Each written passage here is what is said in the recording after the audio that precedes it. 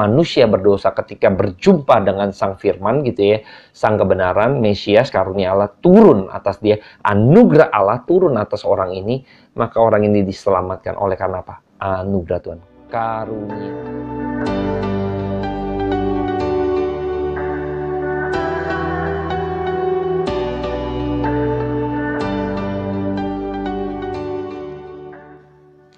Shalom, selamat malam teman-teman dan rekan-rekan sekalian. Pada malam hari ini kembali saya menyapa kita semua.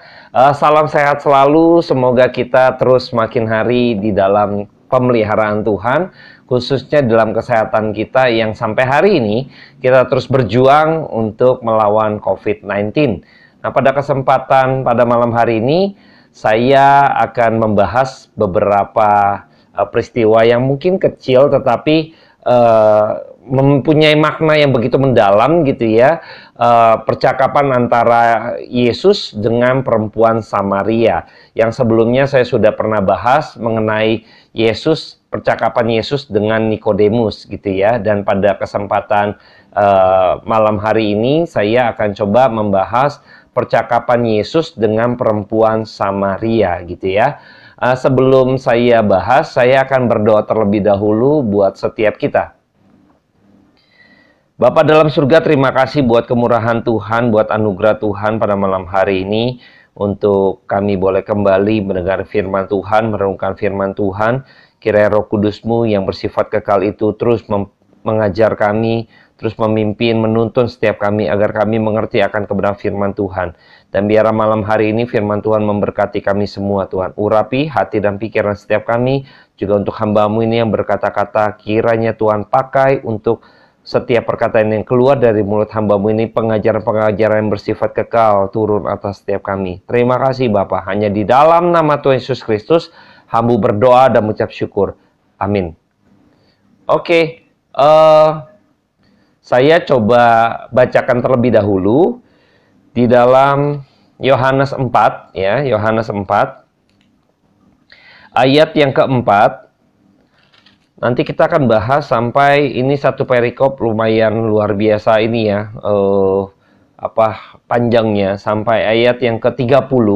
Tapi saya akan coba kita per bagian-bagian gitu ya.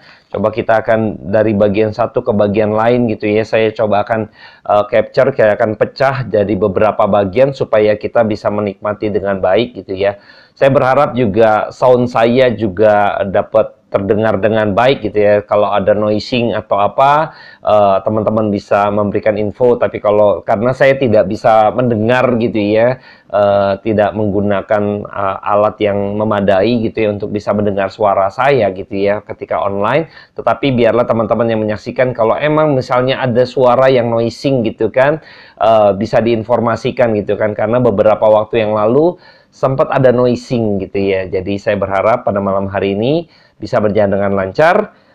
Saya coba akan bacakan di dalam ayat yang ke Yohanes 4 ayat yang keempat sampai ayatnya yang ke-15 ya. Saya akan bagian satu ini saya akan coba bacakan terlebih dahulu buat setiap kita. Ia harus melintas daerah Samaria, Yesus gitu ya. Maka sampailah ia ke sebuah kota di Samaria yang bernama Syikar, dekat tanah yang diberikan Yakub dahulu kepada anaknya Yusuf. Di situ terdapat sumur Yakub. Yesus sangat letih oleh perjalanan, karena itu ia duduk di pinggir sumur itu. Hari kira-kira pukul 12. Maka datanglah seorang perempuan Samaria hendak menimba air. Kata Yesus kepadanya, "Berilah aku minum, sebab murid-muridnya telah pergi ke kota membeli makan." Maka kata perempuan Samaria itu kepadanya, "Masakah engkau seorang Yahudi minta minum kepadaku seorang Samaria? Sebab orang Yahudi tidak bergaul dengan orang Samaria."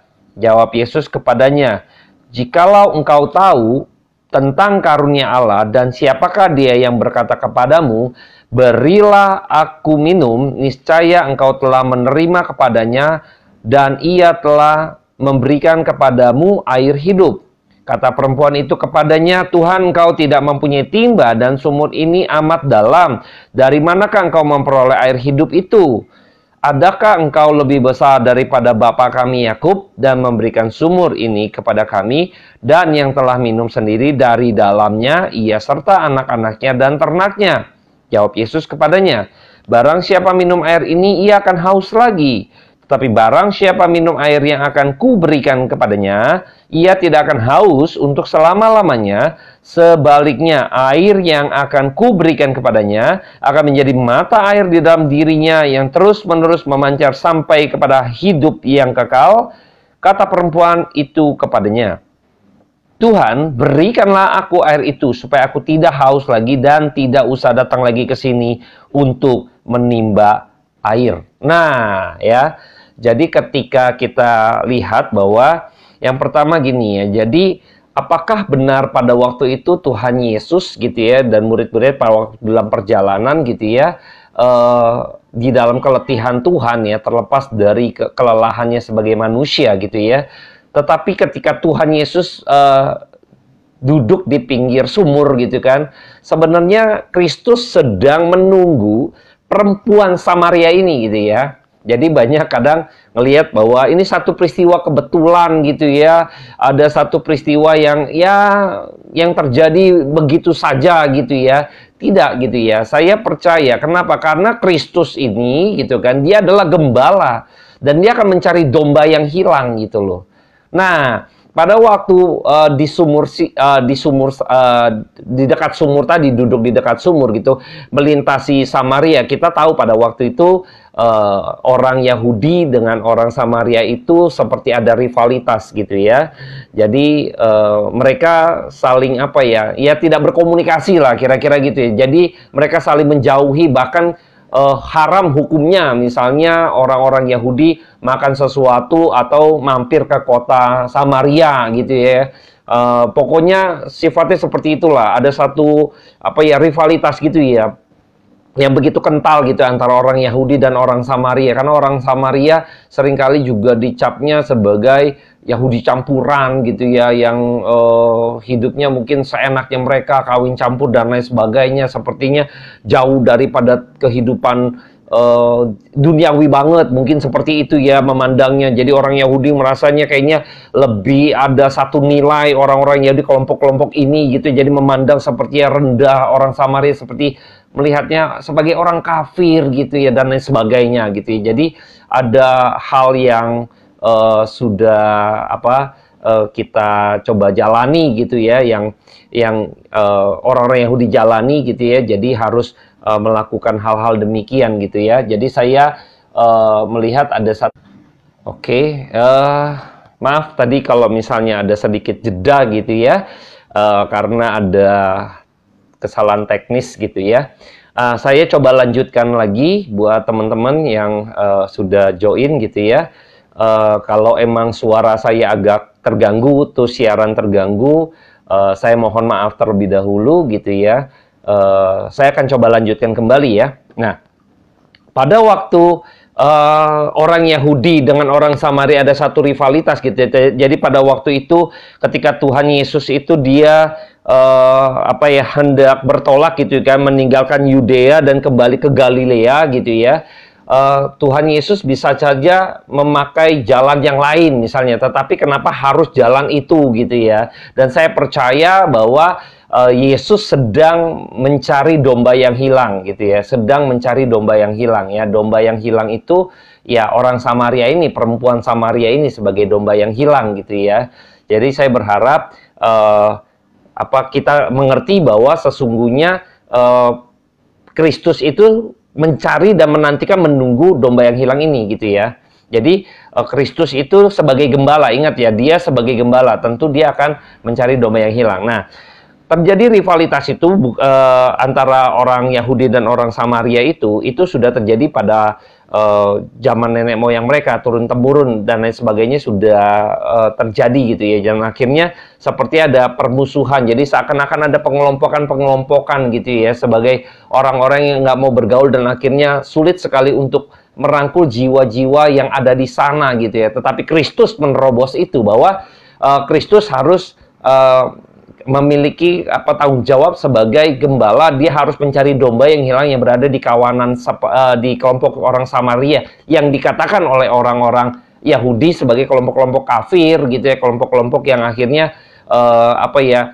mendapat satu kasta gitu ya, dinilai lebih rendah, dinilai ya orang kafir lah gitu ya. Jadi tidak demikian, sedangkan pemilihan itu daripada Tuhan sendiri gitu. Maka Yesus memiliki tanggung jawab, dia tahu di dalam kedaulatannya domba-dombanya yang mana gitu. Maka ketika Tuhan Yesus harus melintasi Samaria, sesungguhnya Kristus sedang mencari dombanya. Ya, ketika di sumur pun sedang menunggu perempuan Samaria tersebut gitu ya. Jadi bukan sekedar kelelahan, keletihan gitu ya, bukan sekedar itu, tapi kita tahu bahwa itu juga menggambarkan bahwa Tuhan Yesus di dalam manusianya, sebagai pribadi manusianya, dia di dalam kelelahannya dia juga 100% manusia gitu ya. Dia menggambarkan dalam posisi dirinya itu juga sebagai pribadi yang akhirnya memiliki mengecap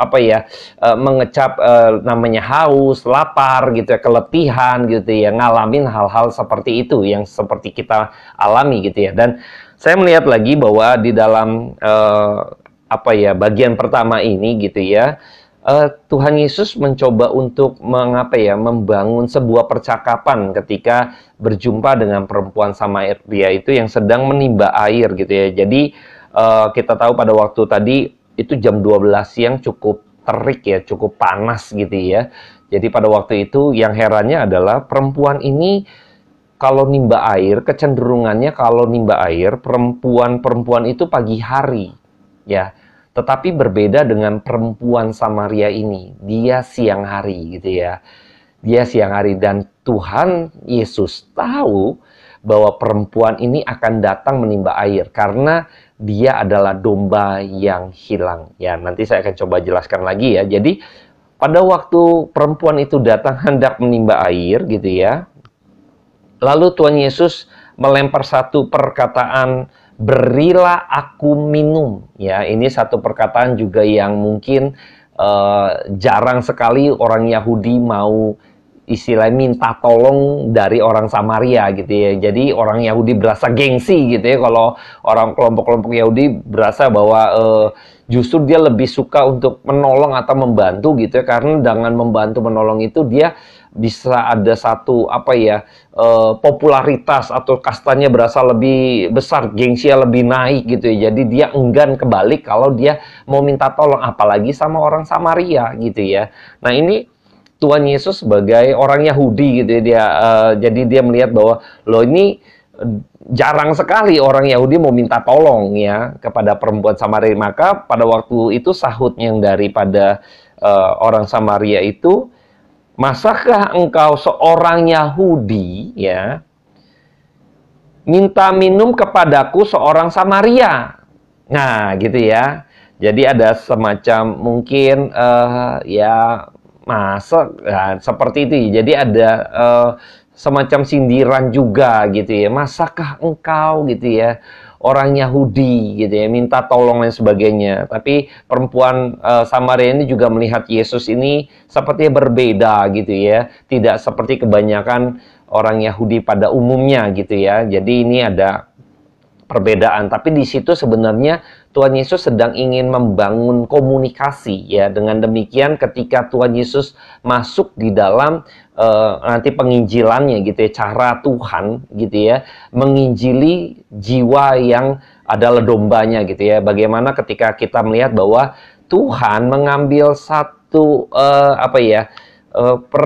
permintaan gitu ya, minta air gitu ya. Nah ini untuk membangun awal gitu ya, membangun percakapan kepada perempuan Samaria ini ya. Ternyata emang perempuan Samaria ini akhirnya menanggapi Kristus, menanggapi Yesus, dan akhirnya terjadilah percakapan di antara mereka. Dan coba kita lihat bagian-bagiannya gitu ya. Ketika itu Tuhan Yesus mengatakan, jawab Yesus kepadanya, jikalau engkau tahu tentang karunia Allah. Nah, ini Tuhan Yesus masuk di dalam penginjilannya, karunia Allah, dan siapakah dia yang berkata kepadamu, berilah aku minum, ya. niscaya engkau telah meminta kepadanya dan ia telah memberikan kepadamu air hidup. Nah, ya, jadi ketika kita tahu bahwa Tuhan Yesus mau memberitahu lagi tentang karunia Allah dan siapakah dia yang berkata kepadamu, berilah aku minum, niscaya engkau telah meminta kepadanya dan ia telah memberikan kepadamu air hidup. Karunia Allah itu bicara dirinya. Ya, Kristus ini adalah karunia Allah yang diberikan kepada dunia, kepada umat pilihannya. Ya, karunia Allah itu siapa? Ya, Kristus itu sendiri. Dia sedang memberitakan mengenai Mesias itu gitu ya. Yang mereka nanti kita lihat di bagian akhir gitu ya, kita tahu bahwa nanti disinggung mengenai perempuan Samaria ini, mengenai Mesias gitu ya. Nah, Kristus sudah bicara dulu mengenai dirinya, karunia Allah itu, mengenai Mesias yang akan menyelamatkan gitu ya. Nah, ini Kristus menginjil gitu ya, masuk di dalam penginjilan ya. Nah, kita lihat lagi bahwa responnya seperti apa. Kata perempuan itu kepadanya, Tuhan, engkau tidak punya timba, ya, tidak punya timba dan sumur ini amat dalam. Dari manakah engkau memperoleh hidup itu? Nah, Kristus sedang bicara air hidup ini bukan air jasmani. Ini sedang berbicara bagian rohani, hal-hal yang bersifat kekal, yaitu air hidup, yaitu dirinya sendiri, Mesias, Sang Mesias, ya, yang dari Allah, ya. Nah, dia masih belum nyambung. Ada satu gap sama seperti minggu lalu ketika bahas mengenai Nikodemus. Ada satu gap gitu ya. Bicara hal-hal rohani, dia bicara nggak nyambung, dia masih hal yang jasmani. Jadi ada satu gap gitu ya. Tapi perlahan Kristus mengajar begitu sabar gitu ya kepada perempuan Samaria ini ya. Kita perhatikan lagi, dia lihat tidak ada timba. Ya, harus ada alatnya gitu ya. Tuhan Yesus tidak ada timba gitu kan. Kalau mau ambil dari sumur ini juga amat dalam gitu kan. Dari mana engkau mau kasih saya air? Ya, kamu sendiri nggak ada timba gitu ya. Sumurnya yang mana? Sumurnya ini pun amat dalam gitu ya. Jadi dia meragukan gitu ya. Tidak ada timba gitu ya. Masih bicara hal yang jasmania. Coba kita lihat lagi. Ayat 12, adakah engkau lebih besar daripada bapa kami Yakub yang memberikan sumur ini kepada kami dan telah minum sendiri dari dalamnya ia serta anak-anaknya dan ternaknya gitu ya. Jadi dia bilang, perempuan ini melihat lagi bahwa ini Yakub, ini sumur gitu, dari nenek moyang mereka turun-temurun sampai hari ini kita minum dari air ini, kita sampai hari ini hidup gitu loh. Sampai ternak-ternaknya dari generasi ke generasi gitu. Apakah engkau lebih besar dari nenek moyang kami Yakub yang memberikan sumur ini gitu ya. Perempuan Samaria ini nggak tahu gitu ya bahwa Kristus adalah yang memberikan kehidupan sesungguhnya gitu ya. Sumur itu pun sebenarnya adalah dari Kristus, dari Dia gitu, dari Tuhan gitu ya. Kadang kita melihat bahwa seringkali kita mengabaikan gitu ya yang pengirim. Jadi kita say thank you sama yang nganterin gitu ya. Padahal Yakub hanya sebagai perantara aja yang nganterin doang gitu ya. Air ini sampai kepada umat pilihan, kepada keturunan dan lain sebagainya, kepada generasinya gitu ya. Dia hanya sebagai yang mengantar gitu loh. Tapi Tuhan yang mengirim gitu ya. Seringkali yang saya thank you sama yang nganterin gitu ya, yang ngirimnya dilupain gitu ya. Jadi kadang kalau kita dapat paket gitu ya, kita saya thank you sama yang ngirim, thank you ya gitu kan, sama tukang ojek lah lain sebagainya gitu kan. Kita saya thank you sama yang nganter gitu ya. Tapi seringkali lupa gitu kan sama pengirimnya gitu ya. Nah, seringkali kita juga demikian dalam hidup dan saya berharap kita jangan lupa sama Allah yang memberikan segala sesuatu, entah pekerjaan, entah jabatan, entah harta kita, entah kekayaan kita, entah apapun pemeliharaan hidup ini gitu kan, lewat siapapun, mereka semua hanya perantara saja yang mengantar. Jangan lupa sama yang ngirim gitu ya, jangan lupa sama Tuhan.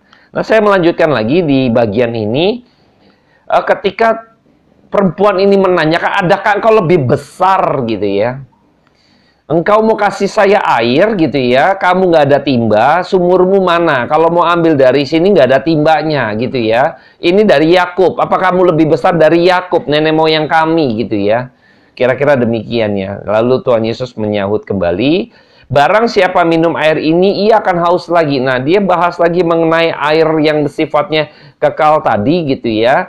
Dia tarik kepada kekekalan gitu ya, kepada penginjilan, yaitu dia sedang membicarakan mengenai Kristus yang akan menyelamatkan hidupmu, yang memberikan kehidupan bagi engkau gitu ya. Dia nggak nyambung gitu. Tetapi barang siapa minuman akan kuberikan kepadanya, ia tidak akan haus untuk selama-lamanya. Sebaliknya air yang akan kuberikan kepadanya maka menjadi mata air dalam dirinya yang terus-menerus memancarkan sampai kepada hidup yang kekal. Maka Kristus memberikan pembanding antara air jasmani yang kau ambil dari sumur Yakub ini gitu kan. Ini akan haus lagi, engkau akan datang lagi ke sini, datang lagi, nggak ada habis-habisnya gitu ya. Sedangkan air yang kau berikan adalah air hidup, justru akan menjadi mata air di dalam dirimu, memancarkan hal itu gitu ya. Ini bicara kerohanian, ini bicara kehidupan yang kekal gitu ya. Engkau terus-menerus memancarkan sampai kepada hidup yang kekal. Nah, ini dikaitkan dengan kehidupan yang akan datang, dikaitkan dengan kerohanian gitu ya. Nah, ini seringkali miss di sini, masih ada gap. Lalu ayat 15. Kata perempuan itu kepadanya, Tuhan berikanlah aku air itu supaya aku tidak haus lagi dan tidak usah datang-datang lagi ke sini untuk menimba. Jadi masih belum nyambung, ada satu gap yang besar yang dia masih kaitkan dengan oke, airnya mana supaya saya nggak datang lagi bolak-balik gitu ya.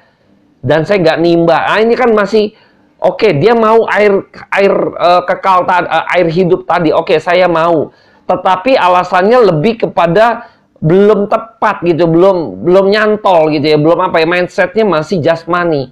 Oke, saya mau air kehidupan, ya kan, supaya saya tidak timba lagi. Nah, ini supaya saya tidak datang lagi, saya timba lagi, saya datang lagi, bolak-balik dan sebagainya. Ini masih halnya jasmani. Dia mau sesuatu yang rohani, dia mau air kekal itu, air hidup yang kekal, apa yang menuju kepada kehidupan kekal. Ini bicara rohani, tetapi dia masih belum mengerti. Kita tahu bahwa dia mengatakan supaya saya tidak bolak-balik gitu dan lain sebagainya. Ini jasmani gitu. Jadi mindsetnya belum landing gitu loh. Pada waktu penginjilan ini belum landing gitu ya. Tapi Kristus terus mengajar perempuan ini gitu ya. Nah, kita lihat lagi bahwa di ayat 16 kita coba beralih lagi ke bagian 2. Saya akan bacakan terlebih dahulu ayat 16 gitu ya. Ayat 16 sampai ayatnya yang ke-26 ya. Saya akan bacakan 16 sampai 26. Kata Yesus kepadanya, pergilah, panggillah suamimu dan datang ke sini. Kata perempuan itu, aku tidak mempunyai suami. Kata Yesus kepadanya, tepat katamu bahwa engkau tidak mempunyai suami. Sebab engkau sudah mempunyai 5 suami dan yang ada sekarang padamu bukanlah suamimu. Dalam hal ini engkau berkata benar. Kata perempuan itu kepadanya, Tuhan, nyata sekarang padaku bahwa engkau seorang nabi.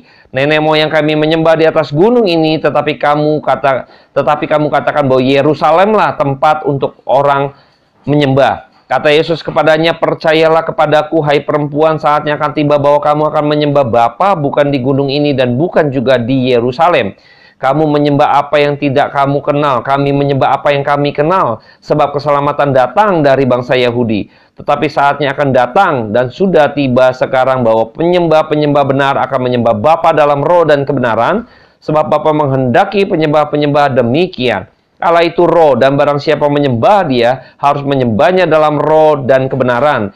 Jawab perempuan itu kepadanya, aku tahu bahwa Mesias akan datang yang disebut juga Kristus. Apabila ia datang, ia akan memberitakan segala sesuatu kepada kami. Kata Yesus kepadanya, akulah dia yang sedang berkata-kata dengan engkau. Ya, di sini baru dia nangkep gitu ya.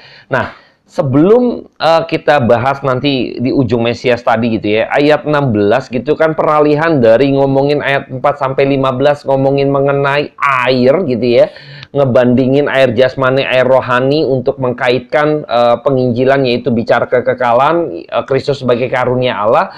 Lalu sampai di ayat 15 itu berganti topik gitu ya. Lalu karena nggak landing gitu loh, nggak landing. Lalu Tuhan Yesus mencoba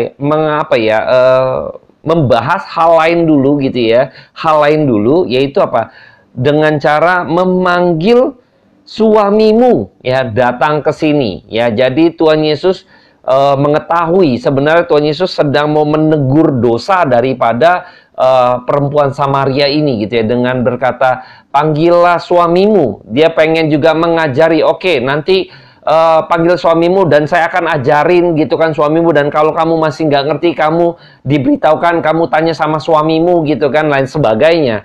Ini sebenarnya percakapan yang Tuhan ingin mengkoreksi daripada dan menegur ya, sekalian menegur dosa daripada perempuan Samaria ini ya. Nah, ketika dikatakan panggillah suamimu dan datang ke sini, lalu perempuan itu seolah-olah ingin hendak menutupi gitu ya, menutupi kesalahannya, menutupi pengkoreksian yang Tuhan Yesus mau mengkoreksinya gitu ya. Jadi dia mengatakan, mengalihkan, aku tidak mempunyai suami gitu ya. Coba mau mengalihkan gitu, aku tidak mempunyai suami gitu ya. Lalu kata Yesus kaget ya, jadi kata Yesus kepadanya, tepat katamu. Nah, ketika Tuhan mengatakan tepat katamu bahwa engkau tidak mempunyai suami ya, sebab engkau sudah mempunyai 5 suami dan yang ada sekarang padamu bukan suamimu, dalam hal ini engkau berkata benar. Nah, ini cara Tuhan Yesus ini menarik ya, menarik. Ketika Tuhan hendak mengkoreksi, Tuhan dengan cara yang mengayomi, bukan menghakimi. Hai engkau pelacur gitu ya, misalnya seperti itu, karena suaminya lebih dari 1 ya. Kalau kita asumsi misalnya ya suami yang lebih daripada 1 siapa? Pelakor, pelacur, orang nggak benar gitu ya, perempuan berzina gitu kan begitu, benar nggak? Karena lebih dari 1 gitu ya, ada 5. Tetapi ketika Tuhan masuk di dalam panggillah suamimu ya, tidak terang-terangan langsung menuduh dia atau menghakiminya sebagai seorang, hai engkau pelakor. Tidak demikian ya, tapi dengan cara Kristus gitu ya, menegur dan mengayomi. Nah, ini cara yang begitu bijaksana. Kita perlu belajar hal ini gitu ya dari Kristus ya. Jadi belajar bagaimana ketika kita mengayomi orang, menegur dosa dan juga mengayominya. Nah, Tuhan dengan ya, dia adalah sang bijaksana gitu ya. Dia merangkul begitu rupa ketika hendak menutupi pun gitu ya, perempuan ini untuk menghindari dari pengkoreksian ini, dia mengatakan tidak ada suami gitu ya kan, maka Tuhan pun mengatakan yang sebenarnya gitu ya. Dan dalam hal ini pun Tuhan memberikan satu apresiasi gitu ya, bahwa engkau berkata jujur gitu ya, jujur, engkau harus mengakui dosamu gitu ya, benar katamu gitu ya, masih mendukung, sekalipun seolah-olah perempuan Samaria ini ingin menutupi dengan mengatakan tidak ada suami. Tapi itu terbongkar ya. Tapi pada waktu terbongkar, Tuhan nggak bilang jangan bohong, nggak demikian. Tapi Tuhan malah mengatakan dengan pendekatan yang lain, benar katamu. Ini bentuk satu apresiasi kepada orang Samaria ini gitu ya. Jadi ketika dia coba menutupi, benar, engkau tidak ada suami, yang ada padamu ini gitu kan, bukan suami, ini ada 5, bayangkan ya. Maka kita tahu kenapa perempuan ini nimba siang-siang, bukan pagi hari. Ya, dia menghindari ketemu dengan orang lain, menghindari ketemu dengan perempuan-perempuan lain yang biasa ibu-ibu yang menimba gitu ya. Karena tahu dia seperti apa, dia ini orang ya pelakor lah paling tidak, orang yang tidak setia karena mungkin kawin lari, kawin sana, kawin sini, meremehkan pernikahan dan lain sebagainya. Kita bisa tahu perempuan yang punya suami lebih dari 1 gitu ya. Ini kita tahu gitu, perempuan ini seperti ya perempuan yang ya ini domba yang hilang, yang tersesat gitu ya, yang akhirnya penuh dengan dosa. Maka ketika Tuhan nggak landing di pertama mengenai air hidup tadi, maka Tuhan menegur dosanya. Maka pada waktu dosa ditegur gitu kan, ada hancur hati di situ Tuhan, tetapi tidak dengan cara yang menghakimi demikian gitu. Hai pelacur, hai pelakor gitu ya. Ngaku gak kamu ini begini. Wah, tidak demikian. Tapi seringkali kita nih jadi pribadi ya kadang menghakimi orang ya, menegur dosa ya, tentu tidak bijaksana ya, main asal ngoceh marah gitu kan. Mungkin kita benar gitu ya, misalnya dia salah gitu. Kristus nggak demikian. Kristus mengayomi, harusnya kita bijaksana demikian ya, mengayomi gitu ya. Jangan menghakimi. Menghakimi yang nanti pengertiannya beda lagi ya. Menghakimi, Tuhan juga menghakimi gitu ya, sebagai hakim gitu ya. Kalau kita pribadi, malah lebih saya ngelihat kita nih sebagai pribadi manusia lebih dari Tuhan gitu ya. Kadang kita sok seperti Tuhan lah gitu kan. Bahkan mungkin menurut saya gayanya udah lebih daripada Tuhan. Tuhan tidak demikian ya. Jadi dia merangkul kembali, dan dia ketika dalam hal ini engkau berkata benar, dia memberikan satu apresiasi ya, sehingga dia mau terbuka gitu. Kita lihat respon berikutnya di ayat 19. Tuhan nyata sekarang padaku bahwa engkau seorang nabi. Ya, engkau seorang nabi. Nah, maka dia sekarang mengetahui bahwa nabi ini adalah utusan Allah gitu kan, yang berasal dari kekekalan Allah yang kekal. Maka sekarang dia bisa mengetahui dan mengkaitkan Kristus yang sedang berkata-kata adalah nabi yang dia berasal daripada Tuhan. Nah, sekarang dia mengkaitkan yang tadi hanya mengkaitkan jasmani saja gitu kan, sekarang dia mengkaitkan dengan yang bersifat kekal.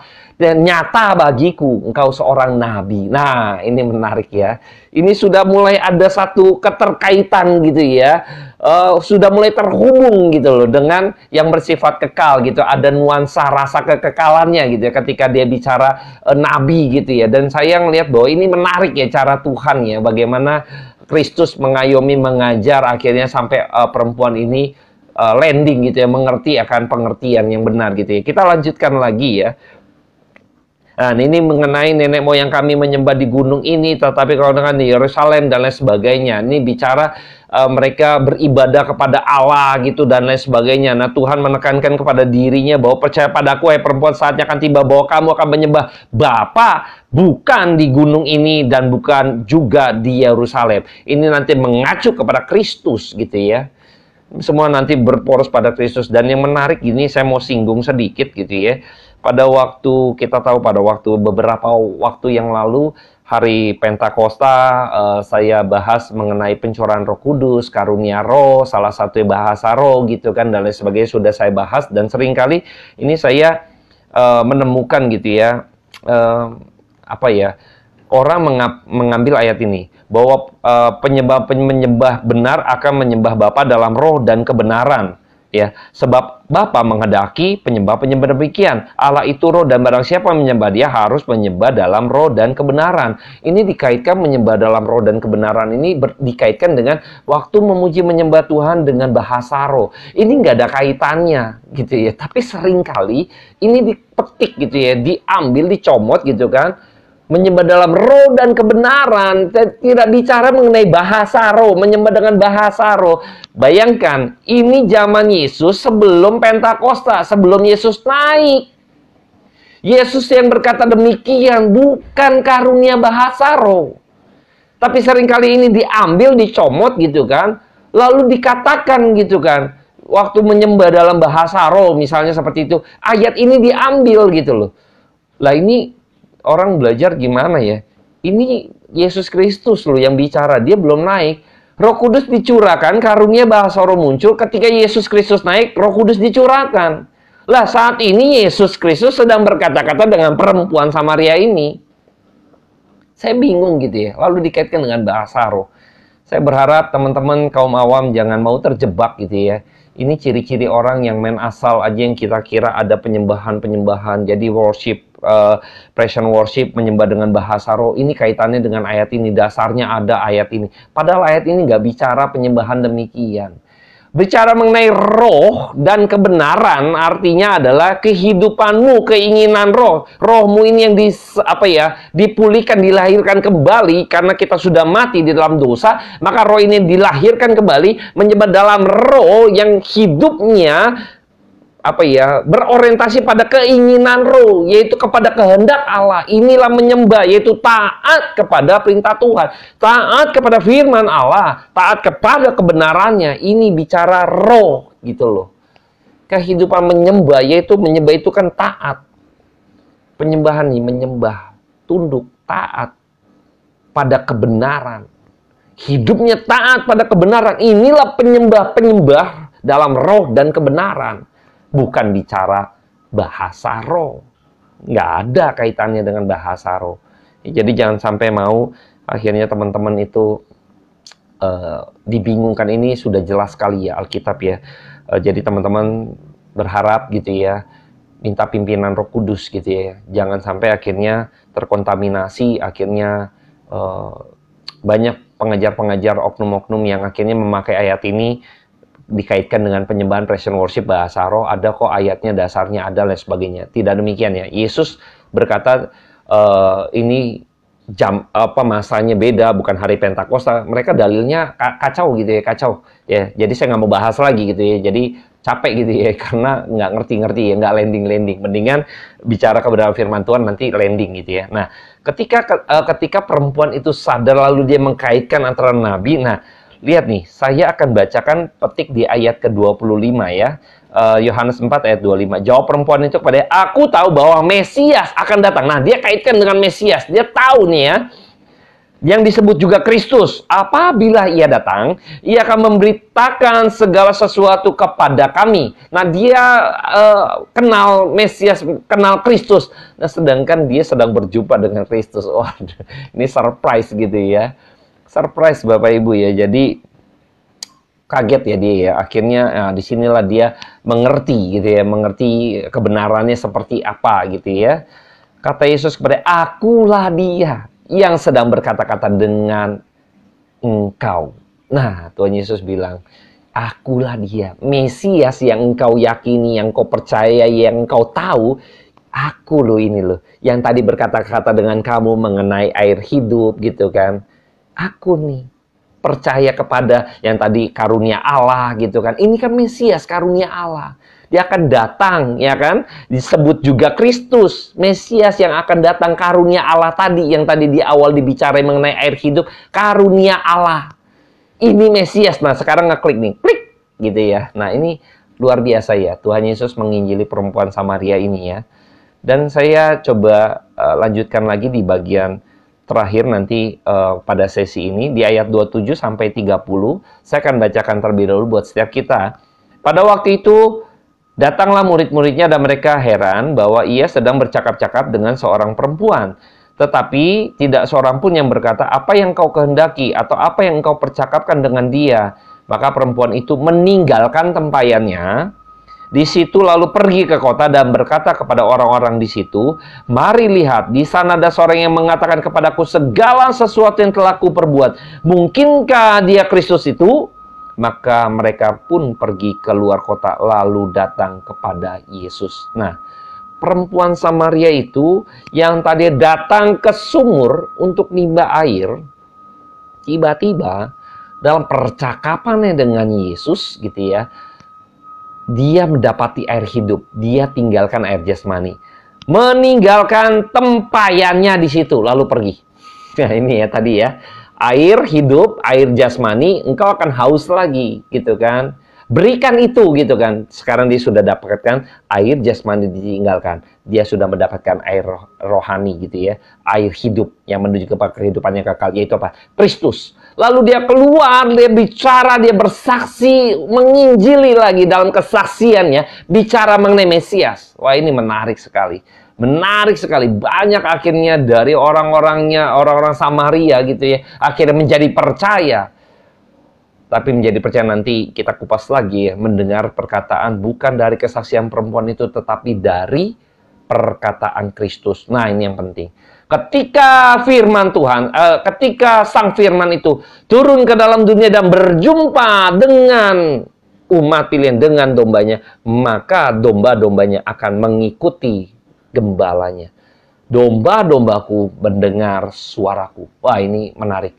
Menarik sekali ya. Jadi saya percaya bahwa ketika dalam hidup ini gitu ya, kita seringkali mungkin mendengar firman begitu banyak tumpah ruah di YouTube gitu kan, di media sosial gitu ya. Kalau kita ini adalah umat dan lalu kita mendengar kebenaran firman Tuhan yang sejati gitu ya, dan kita meninggalkan ternyata yang benar seperti ini, lalu kita meninggalkan pemahaman kita yang salah, yang penyesat, yang pencuri gitu ya, kita akan kembali kepada Kristus. Kita akan kembali digembalakan oleh kebenaran firman Tuhan. Maka tugas sebenarnya seorang hamba Tuhan adalah memberitakan Injil yang benar.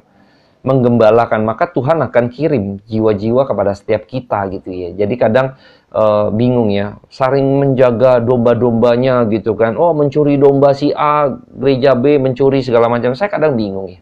Saya bukan orang yang memiliki gereja gitu ya. Saya pikir aneh juga ya, kalau konsepnya begitu, lah jiwa ini milik Tuhan. Kita mengembalakan lewat kebenaran firman Tuhan. Kalau dirasa gereja A, pengajarannya, katakanlah oknum ngajarnya nggak benar gitu ya, akhirnya pemeliharaan Tuhan atas domba-domba, Tuhan akan ambil, tarik kembali. Tuhan akan tarik kembali. Saya sempat juga pernah dalam masa-masa muda saya, remaja gitu kan, ya pernah keluar masuk gereja yang akhirnya menyimpang gitu ya. Tapi bersyukur Tuhan berikan pemeliharaannya atas saya gitu, sehingga saya kembali kepada tracknya Tuhan dalam kawanan domba-domba yang kandang yang benar gitu loh. Tuhan akan pelihara. Maka saya bersyukur, dan teman-teman juga mesti sadar bahwa ketika Anda dan saya masih berada di dalam kawanan yang benar, yaitu apa? Mengerti kebenaran firman Tuhan, Anda berarti adalah masuk di dalam domba-domba dalam kawanan yang benar. Ketika Anda mendengar kebenaran firman Tuhan, kalau ada yang salah kok begini ya, segala macam, sekarang mengerti, makin mengerti gitu ya, Anda sedang dipimpin oleh kebenaran firman Tuhan, yaitu digembalakan oleh sang firman tadi, yaitu ini, Alkitab, kebenaran firman Tuhan, roh dan kebenaran ya ini, ya kebenaran. Jadi gimana ya, saya kadang yang tadi ya disinggung konsep-konsep menyembah dalam bahasa roh gitu kan, diambil menyembah dalam roh dan kebenaran, ini kan salah gitu loh. Jadi akhirnya untungnya saya udah mengerti gitu ya. Jadi Tuhan sedang mengembalakan saya gitu ya. Jadi nggak usah terlalu gimana ya, oh sayang dengan sesuatu ini, saya dulu udah lama gitu ya. Kalau ini nggak benar, jangan gitu ya, sayang. Jangan sampai kita mencintai sesuatu yang salah. Nggak worth it ya. Jadi yuk kita berpegangan pada kebenaran firman Tuhan. Jangan lihat popularitas hamba Tuhan, jangan melihat merek gitu ya, tetapi lihat apa yang diajarkannya, apa yang disampaikannya, apakah sesuai atau menyimpang daripada kebenaran firman Tuhan. Jangan terpesona, sama kepada jemaat di Korintus yang sempat terpesona gitu ya, dengan beberapa oknum-oknum hamba Tuhan yang memiliki fenomena dan juga memiliki daya tarik tertentu gitu ya.